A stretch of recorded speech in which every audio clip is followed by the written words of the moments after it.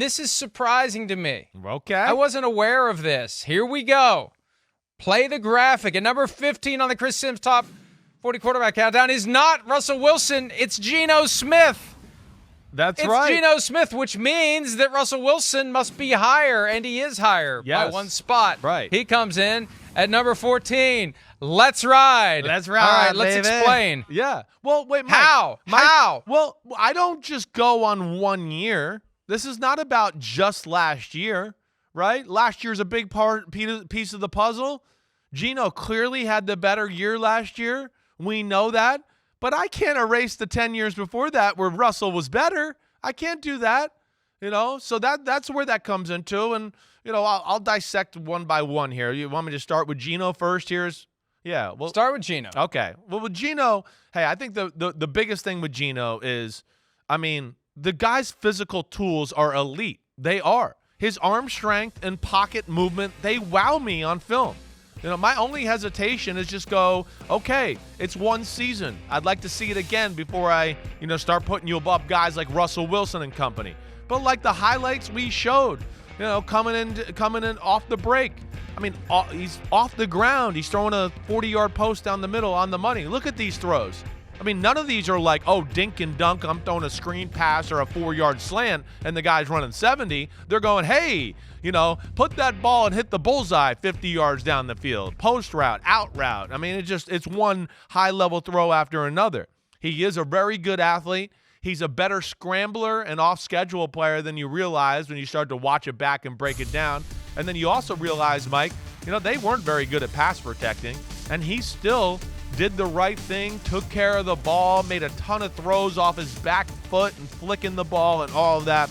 It was a tremendous year by Geno Smith. He played great. But, yeah, I can't put him in front of Russell Wilson just off of 1 year, and there's some circumstances around Russell Wilson that I got to be sensitive to there as well. But Geno was awesome and clearly a big-time starter in the NFL. Smith keeps his offensive coordinator, Shane Waldron, loses his quarterbacks coach, Dave Canales, who's the new offensive coordinator in Tampa. But there is some continuity there, and he got the contract. They're expecting him to continue to play like he did last year, and I assume if he does, he'll end up higher in next year's ratings. Now, Russ. And what was Russ last year? He was always first time he's been lower than number 7. I remember him being as high as number 3. He's now number 14. I glean from your placement of him at 14 that you don't expect him to be as bad this year as he was last year. No, I don't. I would be shocked if he's not better. I'll say this, coming back and watching Russell Wilson, right? He looked lost last year. It was kind of shocking at times. But the one thing watching it all back, Mike, and studying it is going, man, the situation was tougher maybe than I even gave it credit for last year. I think other than Matthew Stafford, all right, out of the quarterbacks in the top 25, he had the worst pass protection. He had no run game. He had a first-time head coach who was feeling his way there. The pressure of the new contract, all of that. He didn't play great. We know that.